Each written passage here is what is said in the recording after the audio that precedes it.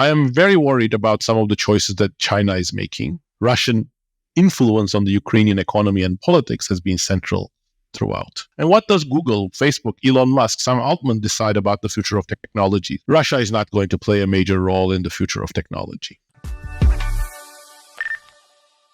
Hi, I'm Greg Mustreads, and this is my podcast on the future of humanity and trends of development of our society. Today, here with me is Dr. Professor Daron Acemoglu, a legend and author of many best-selling books, including Why Nations Fail and many others that I've considered for a long time must-read books, and I'm thrilled to be here with you, Daron, today. Thank you for joining in. We will talk about where our world, our society is headed, about your theories, how they have developed over the last years, and many other topics.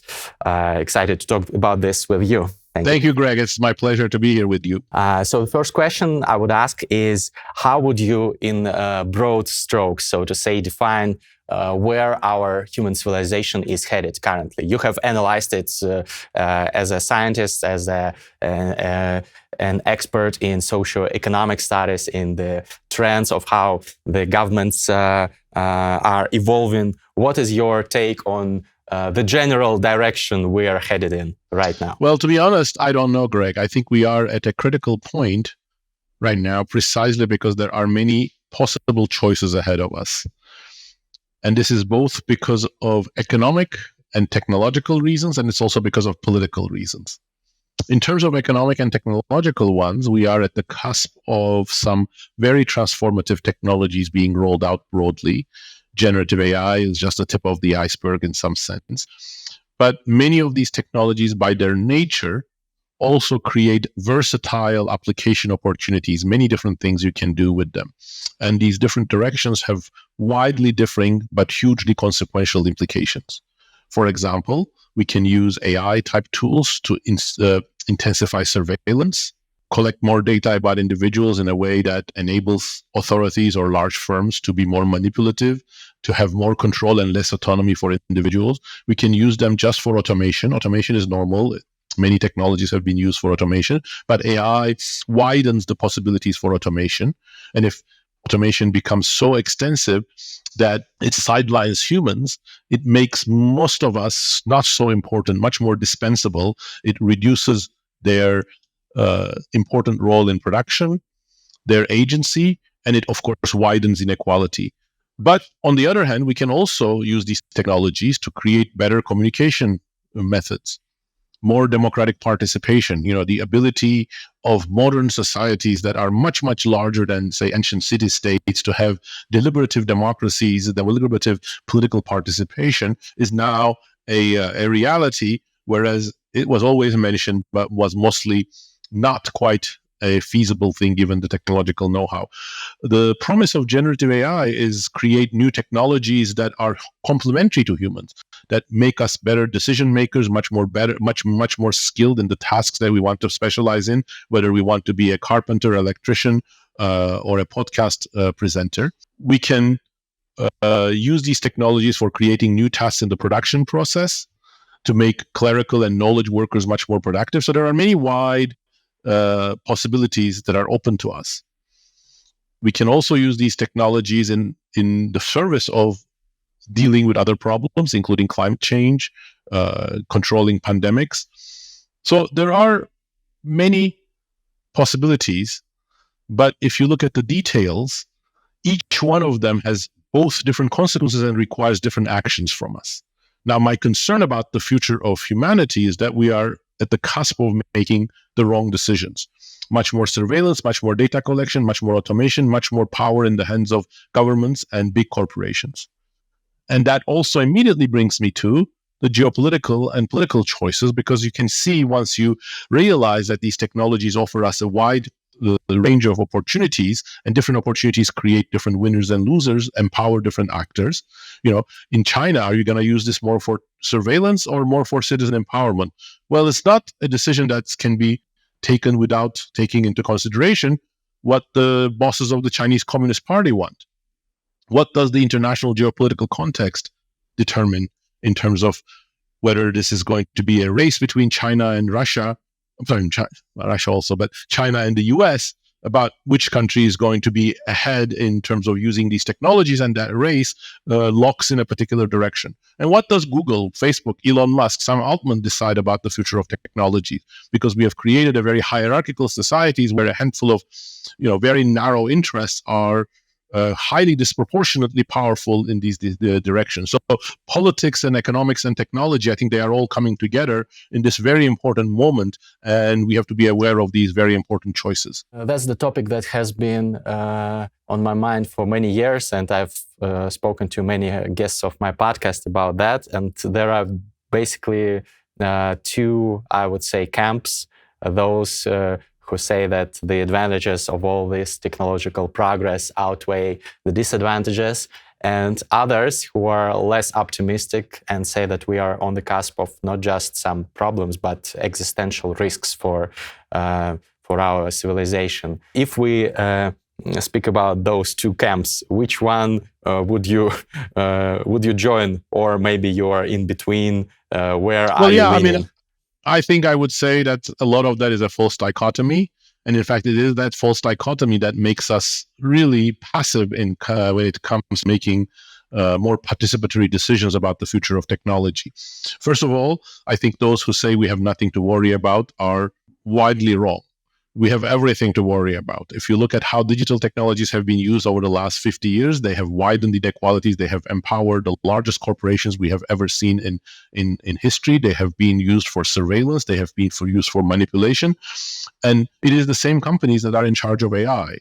We could create even bigger inequalities, a truly two-tier society. We could create a complete meltdown of agency, individuals that are not important players in the production economy because they don't have valuable skills. We have delegated everything to machines, even when they don't have really comparative advantage in doing so. They don't become citizens because they are fed social media lies and manipulative adverts and other sort of signals from companies or from governments. I think that is a real dystopian future.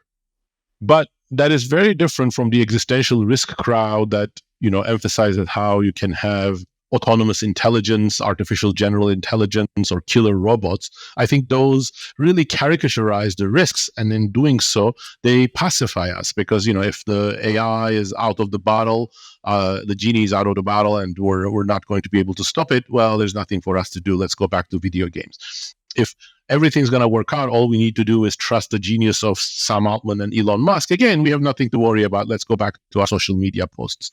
So I think it's in the middle, but I'm, of course, much closer to existential risk people, but for different reasons than the killer robots. Which reasons do you believe are because it's the reasons related to inequality, it's reasons related to surveillance, it's reasons related to how these technologies are being used by the largest organizations humanity has seen, the Chinese Communist Party, Google, Facebook, Microsoft.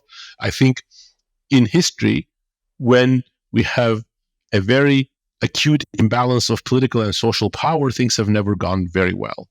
That was the major thesis of Why Nations Fail. It's even more so in the context of my new book with Simon Johnson, The Power and Progress, Our 1,000-Year Struggle Over Technology and Prosperity. And I think by empowering the Chinese Communist Party, a mega, amazingly powerful organization that has entered every capillary of Chinese society and now has AI and big data tools to monitor society very tightly, in empowering Google, Facebook, Microsoft, Amazon, again, amazingly large corporations with huge amounts of economic and social power. I think we are creating a very, very severe imbalance. Yes, it seems that we are. What would you say are the most important steps for humanity to take to counter those risks and to higher the likelihood of a bright future as opposed to a dystopian one? Let me take a step back and describe what I think could be elements of a much better future. This view that I'm going to express is based on a few conceptual pillars. One of them, again, each one of them will have people who disagree with it. But let me lay them out so that the argument is clear. First of all, I am a big believer in the uniqueness of human creativity and the value of the diverse, versatile skills that humans have. Therefore, I do not believe it's socially desirable or economically super productive if we rush to automate everything. For me, a better future is one in which machines work with humans rather than work against humans or instead of humans. This is a very subtle point because it sometimes gets mentioned in self-contradictory ways. If you are somebody who believes that machines will ultimately do everything better than humans, or if you believe that humans are error-prone, not so intelligent, easily manipulated fools, you must believe that machines are going to be better than humans, or machines are going to be better than 99% or 95% of humans. Yeah. Perhaps a small cadre of very genius engineers and scientists may remain. That calls for a very different type of future. I read history, I read my own statistical work and my own conceptual work over more recent data as well as with historical data to suggest that that's not true. Machines are much more productive with the combination that comes by creating new tasks, new functionalities, better decision making for humans. Periods in which we have built rapid growth and shared prosperity, for example, the 3 decades following World War II, were periods of rapid automation, but also the creation of myriad new tasks for workers that expanded employment and actually reduced inequality in the midst of this rapid growth. I'm also a believer in democracy. Of course, democracy has its failings. Of course, people can sometimes be fooled. Of course, people can sometimes support dictators such as Putin under the guise of democracy. But on the whole, democracy is much better than the alternatives, both because it avoids the worst mistakes and also it elevates people. People become better citizens when they are empowered by the democratic process. But democracy is not independent from underlying technologies. If you don't have a town square, if you don't have a voting system, if you don't have civil society organizations that are enabled, democracy cannot function. And if you have surveillance, that makes democracy much harder. If you have extensive manipulation, it makes democracy much harder. So technologies are going to be important for the types of openings for democracy. In the 20th century, after the early phase of radio, which was used for manipulation purposes, the media, again, once it was liberated from the hands of robber barons, was a very important input in democracy. So that was a technological background to democracy. The hope for social media in around 2000, in the early 2000s, was it's going to be a democratizing tool. But the way that social media was used was actually quite anti-democratic. Perhaps even our capacities for creating deliberative structures was not high enough at the time. Today it is. We can use AI, generative AI, much better, much faster, advanced logic chips in order to create a dynamic democratic environment online, much more reliable information exchange, much greater vehicles for political participation. But that's not the path that we are currently going. The alternative, surveillance, data collection, manipulation, is also made easier by these tools. Again, those choices are going to matter. So therefore, my perspective is that we have a choice to use these technologies in a more pro-human way. Help humans in the production process, create new tasks that are going to be productive, that are going to create new products, new capabilities, better decision-making for workers, create new tasks for a pro-democratic direction. So those are the things that we have to aspire. And I think recognizing that aspiration, recognizing that these are both technologically feasible and socially desirable directions, I think is 50% of the battle. And that's why I am objecting to this false dichotomy, everything's going to be fine, or killer robots are going to come. It really makes us miss this middle ground where we can really leverage these technologies for something much better, in a much more pro-human direction. But we're not going to go there by ourselves. So this is where civil society comes in. This is where regulations and laws are necessary. This is where democracy, even though it's wounded right now, for a variety of reasons, geopolitical, social media, inequality, political polarization, but democracy is still active in many countries, and we have to use that democratic process for making this more desirable pro-human direction a reality. I fully agree with the direction that you are implying we should take, but I would like to think about concrete steps to enable all this. So, how to fix the wounded democracy, for example? Does it have to be some rethinking of democratic principles? Does it have to be some new decentralized Web3 type of democracy, or can we fix the building without destroying its foundation? What's your take on this? I think there are some deep questions you're asking, and I don't know the answer to all of them. For example, Web 3.0, is it a hype, or is that a type of decentralization that can actually be useful? I don't know the answer to that. I suspect some of it is hype, but I do believe that there are feasible decentralization paths that are much better than the centralization of data, centralization of information in the hands of, be it the Communist Party or be it Google. So I think the details matter, and we have to work towards those details. But we have to identify, why is it that democracy is not functioning? I think democracy is not functioning because we have lived through transformative changes with the economic structure of most industrialized nations changing rapidly, globalization, huge changes in immigration, huge changes in geopolitical balances. And in the midst of it, we have actually let inequality get out of hand. And we have also let political manipulation become very intense. And it's the combination of these two things that have fueled polarization and the collapse of consensus building institutions. So if this diagnosis is right, we have to use whatever is left of democracy to recreate that middle ground. And then, on the basis of that, strengthen it by perhaps providing new methods for political participation. What was the hope of early sort of optimists in social media? They thought that social media would create the equivalent of a town square where people would exchange information, political views, seek consensus on an equal basis. The equal basis is really important. This is sort of an idea that goes back to Jürgen Habermas, that sort of the most pro-democratic exchanges come in when, Elon Musk doesn't dominate the conversation.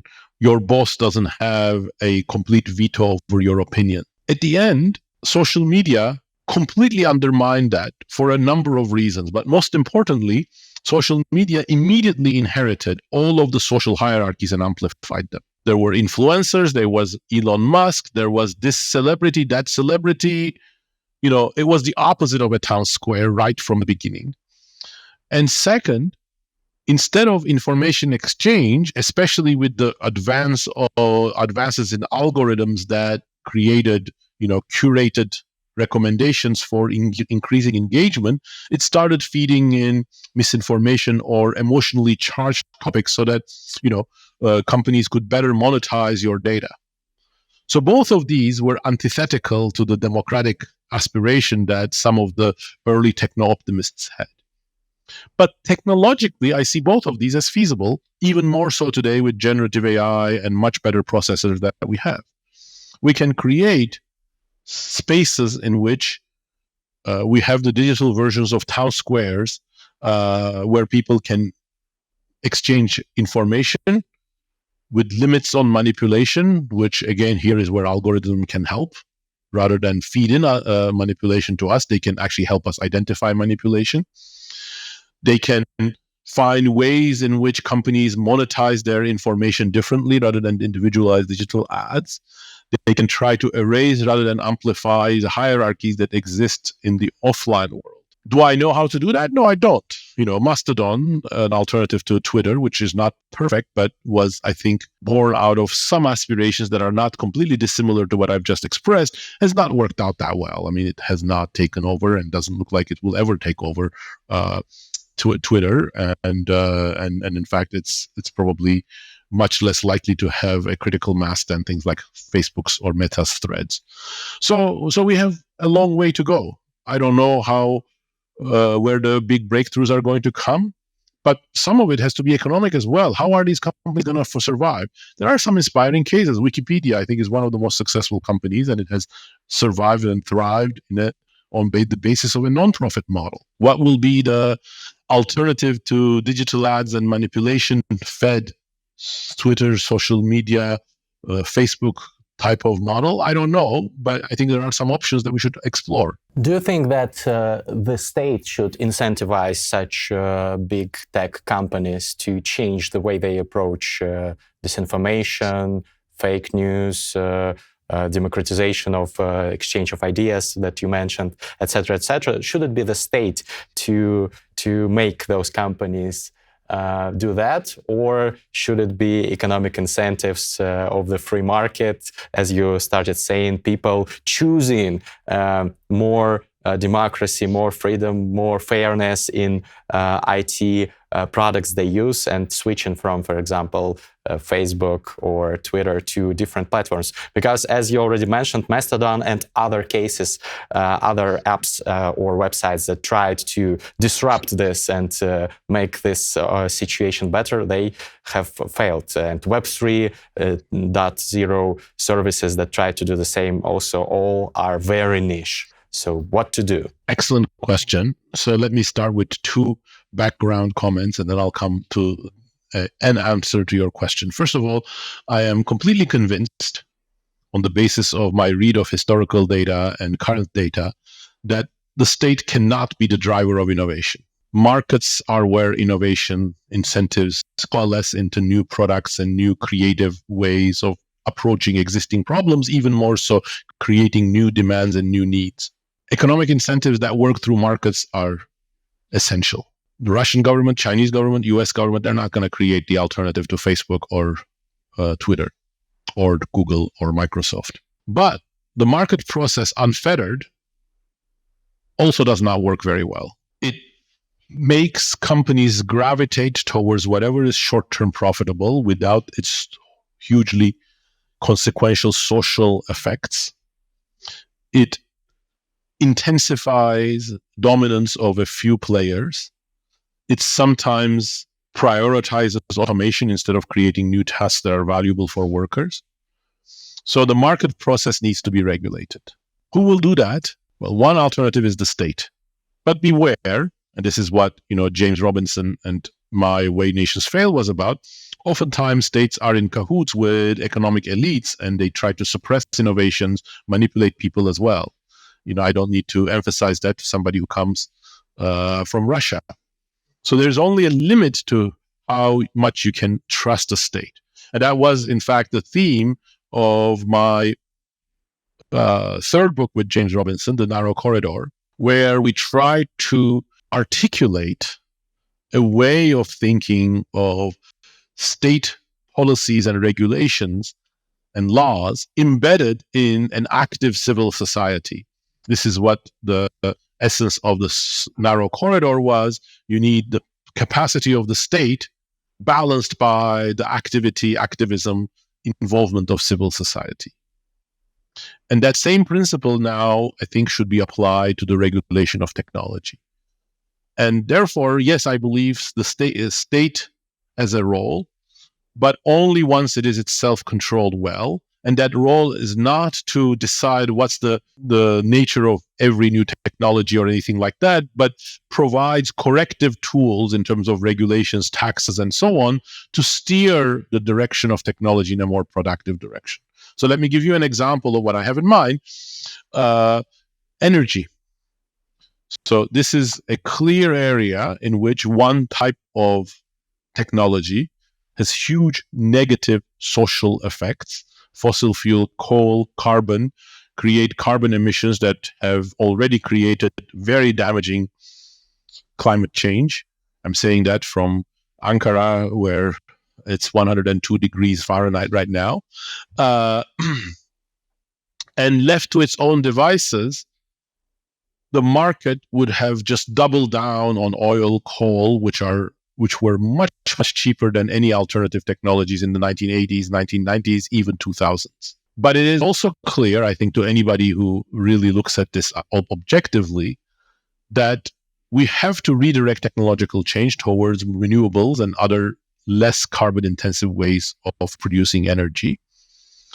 And lo and behold, actually, with a modicum of intervention, there has been a redirection of technology. Today, wind power and solar power have come down by more than tenfold in the last 20 years, and they are cost competitive with fossil fuels. How did that happen? It happened due to two things. Societal pressure. People as workers and consumers wanted clean energy from their employers and from the companies supplying them products. Some of it may be gimmicks. Yeah, perhaps electric vehicles are not really all they're cracked up to be. Yes, Google says it's carbon neutral, but it really consumes a huge amount of energy. But there has been a tremendous advance overall. And second, government policies in some countries in the form of carbon taxes, in the US and in many other countries also in the form of subsidies to wind, solar, and other clean forms of energy. And these have been quite essential in redirecting technological change. So you see there government policy embedded and complemented by societal pressure. And I think that is the key for redirecting technological change and finding a more profitable and more socially beneficial direction for AI and generative AI. It sounds realistic for democratic nations, but for, let's say, China or Russia, there is no or not sufficiently developed civil society to push the state to intervene. Absolutely. This is why geopolitics matters. And let me first say a couple of things. First of all, I know you are from Russia, but unfortunately or fortunately, Russia is not going to play a major role in the future of technology. Neither is Turkey, neither is India, neither is Brazil. Actually, that's part of the failure. I think these countries, more Brazil, Turkey, Indonesia, India than Russia, I hope, should have a say about the future of technology because they're going to be widely affected by it. But right now, the future of technology is decided in the US, Europe, a little bit of Canada, and a lot in China. So that's the geopolitical context. And that geopolitical context creates a number of problems, but also some important lessons. Now, the US has a clear leadership in AI. There are some fields, such as surveillance technologies, face recognition, where China is on a par, perhaps even by some metrics better than the US. But overall, especially in the more higher order AI tasks, including generative AI, the US is far ahead.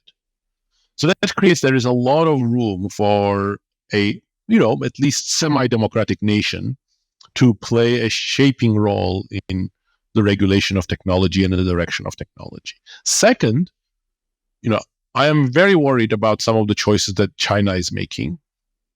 But if you look at it objectively, China is better at regulating technology than the US. In fact, US can learn a lot from China, interestingly, because one of the common arguments in the US media and discussion among policymakers fueled by Silicon Valley's lobbying machine is that you cannot regulate AI. AI is unregulatable. It's so advanced, so fast, so decentralized that you would be a fool to try to regulate it.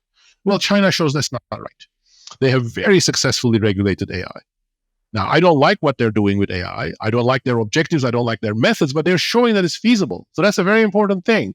Proof of concept is, a very important step in designing policies. So imagine that we have China's determination, but, much better objectives, not to create a surveillance state led by the Communist Party, but create a more competitive environment with a direction of research that is more pro-human. We can do it. European Union shows it's feasible. They've made mistakes, so has China, but US has a lot to learn from these countries. So that's the useful part of the geopolitical context. It actually has a demonstration effect. On the other hand, the dominant effect of the geopolitical context, and there I agree with you, that makes the situation more bleak, is that there is a real and imaginary war between China and the US over technology. So the second argument that tech proponents or Silicon Valley's, lobbyists would give you is that you cannot regulate AI. You shouldn't try it. But if you did it, then you would create a security risk and a permanent disadvantage for the US against China. So China fear-mongering is yet another powerful argument against regulation of AI. Again, we have to break that.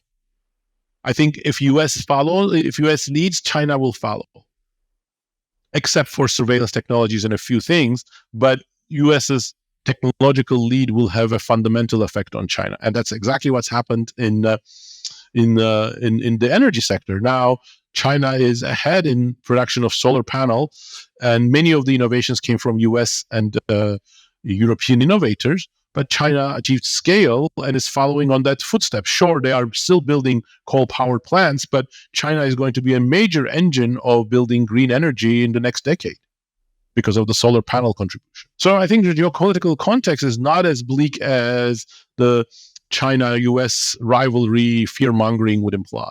Well, that's an interesting take, especially about the fact that we have to learn from China. I'm also a proponent of this idea. I'm going to travel and live in China for some time. I'm learning Chinese, so maybe I will also have some insights from that. You can report back on that after your stint in China. I will record some podcasts there as well. So yeah, it will be very, very exciting. I wanted to ask, since we already touched the topic of Russia, I'm originally a Russian blogger, now in exile because of my political views. But I think the case with Russia and Ukraine is interesting for discussing how your theories might have evolved, starting from your Why Nations Fail, for example. Because over the past, I think, 3 decades, Ukraine has exhibited hallmarks of a robust civil society with some democratic processes going on, a large number of NGOs, volunteers, donors, yet it has struggled to achieve sustainable economic growth. And on the other hand, Russia, which is much more authoritarian, Russia has showcased some impressive economic growth for some periods of time. And not just due to natural resources exports, but also, for example, from IT sectors like Yandex. You are in Turkey now, and Yandex is also a large IT company that dominates not just the Russian market, but some international foreign markets. So it seems that the economic prosperity in Russia might have provided a basis for consolidating the dictatorial regime under Putin. So the question that I'm driving at is, how might this situation with developments in Russia and Ukraine, how has this affected your conclusions that you've drawn about this interplay of economic growth and political regime, more democratic versus more authoritarian? Have your views on this changed, or is this yet another proof of what you wrote about many years ago? Well, first of all, no, I do not think Russia versus Ukraine have changed my opinion. I'll tell you one dimension in which James Robinson and I have always admitted, certain very important things are missing from Why Nations Fail. Partly because our knowledge was not as extensive on those, partly because we had to keep the book no longer than 600 pages. But the international context, we took a nation-state perspective, and we did not dwell on how the dynamics between nations, foreign influences, etc., would be central. Those were, for us, important contextual details. Sometimes war or other things acted like shocks, but we did not dwell on them. But of course, if you want to think about Ukraine versus Russia, it is the ensemble that you have to study. Russian influence on the Ukrainian economy and politics has been central throughout. The other aspects of this problem, I think, are, in my reading anyway, are completely in line with the framework in Why Nations Fail. So one of the concepts in Why Nations Fail we emphasize is extractive growth, meaning growth that takes place under extractive institutions, and that happens via a variety of channels. One of them, very relevant for China, is through natural resource growth. So some of Russian growth is just like the growth in Saudi Arabia. Saudi Arabian growth does not turn Saudi Arabia into a poster child for economic success because it's just based on oil. For Russia, some of it is oil and gas. The other type of extractive growth that happens is when a dictator, authoritarian, or oligarchic regime cordons off a part of the economy so that part can thrive without threatening political power or destabilizing the power base. And I think Russia, from the beginning, did that with the tech sector. So the tech sector had some clear lines. Within those lines, it wasn't subject to the same type of political manipulation, assassination, criminalization that happened in, say, the oil and gas sector. And that created a diversion for educated Russians, as well as a fertile ground for some new technologies to emerge, in many cases building on what was already available in the Western technology frontier, in some cases innovating over them. So I think these two, but especially oil and gas, explain the Russian economic growth over the last 30, 35 years. In the case of Ukraine, I think Ukraine has shown amazing versatility and energy in its civil society against, very adverse conditions and odds. It has undertaken two color revolutions, so to speak, bottom up. But where do these adverse conditions come from? They come a lot from Russia. It's the Russian interference in politics that makes it very difficult for democratic governments to actually implement policies that are going to be pro-growth. It's the oligarchic nature of the Ukrainian economy, some of it directly because of trade and support from Russia, some of it because of the inheritance that Ukraine got right after the collapse of communism, when it was insiders who took control of the government and solidified that oligarchic basis. So I think those are some of the factors that held back the Ukrainian economy. I've had the pleasure of visiting Kiev twice over the last several years, both times before the war. And I was amazed by how much democratic energy there is among young Ukrainians, how much democratic participation there is, but also the sort of the power of oligarchy in that society, and how it was struggling in order to counter the power and the dominance of some very large companies that were very active in politics, and how that is opening the way to various types of media dominance and economic manipulation and so on.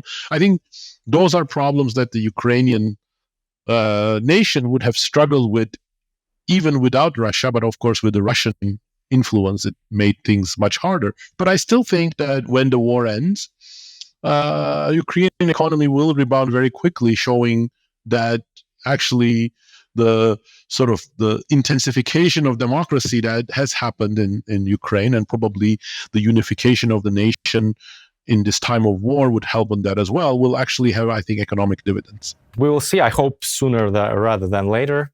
Also, I hope sooner rather than later for Russia as well. I think Putin is a very successful dictator. He has formed a very powerful network that controls the economy, but I think his grip is not as tight as might first meet the eye. So I don't think it is impossible for Putin's regime to fall in Russia.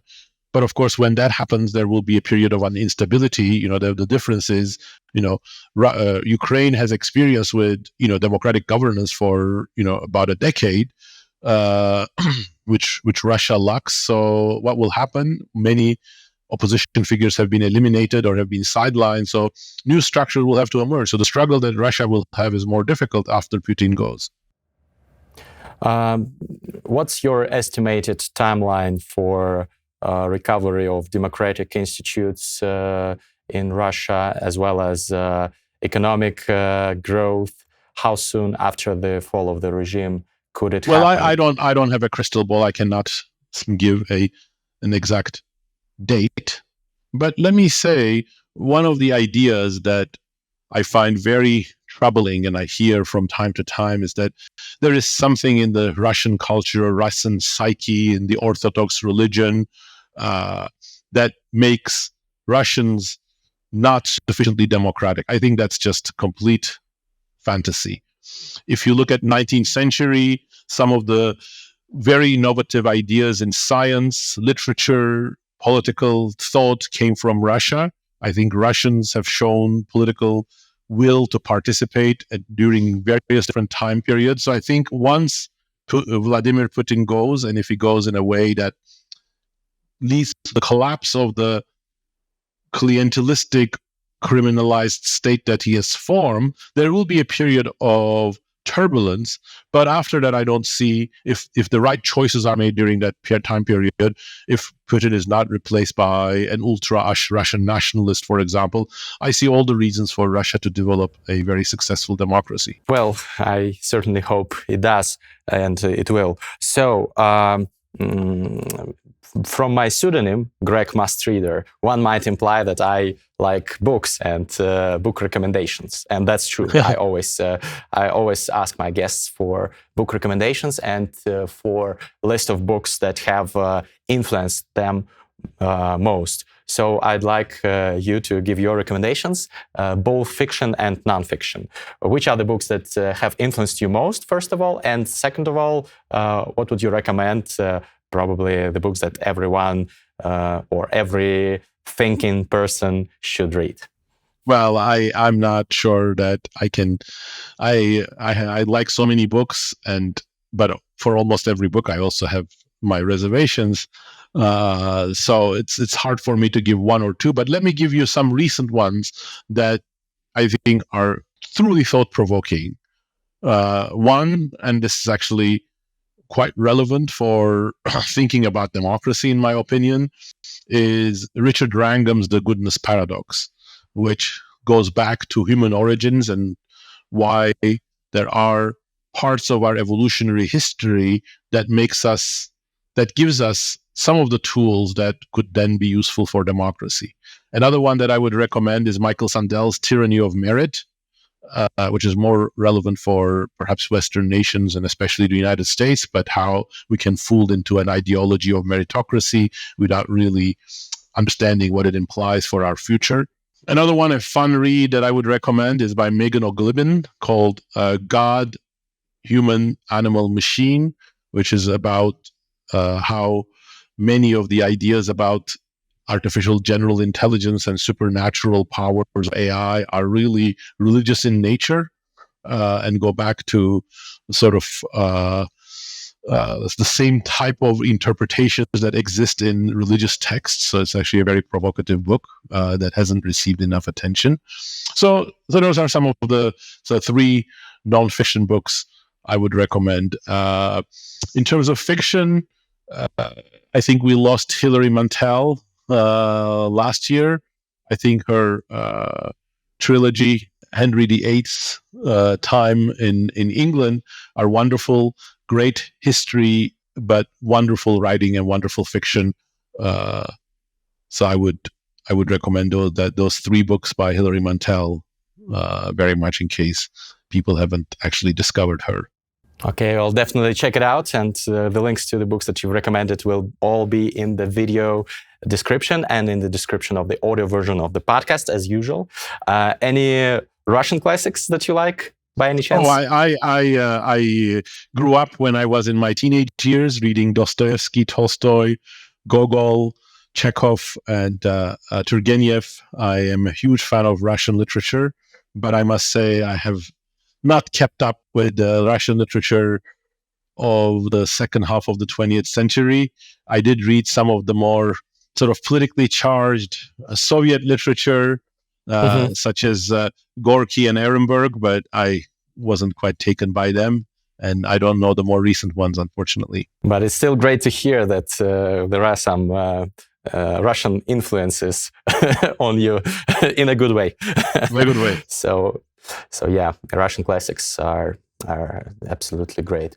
Thank you very much, Daron. I will be following, and I'm sure that many of my followers will also be following your research on topics that define the future of our society. I hope that you and other experts will figure out ways to make our future brighter and not bleaker. And I wish you the Nobel Prize in economics, because definitely that's something that is deserved. Thank you very much for this podcast. Thank you very much, Greg. It was really great to be with you. Fantastic questions. And of course, good luck to you and to all the Russian and Ukrainian people, because I think people of that region deserve a much brighter future, and I believe they will ultimately have a brighter future. This has been Greg Mustreads' podcast. Follow for more episodes on all podcasting platforms and on YouTube. Thank you, Daron. Thank you, everyone, for watching. Hit the like button. Leave your comments in the comment section. See you. Bye-bye.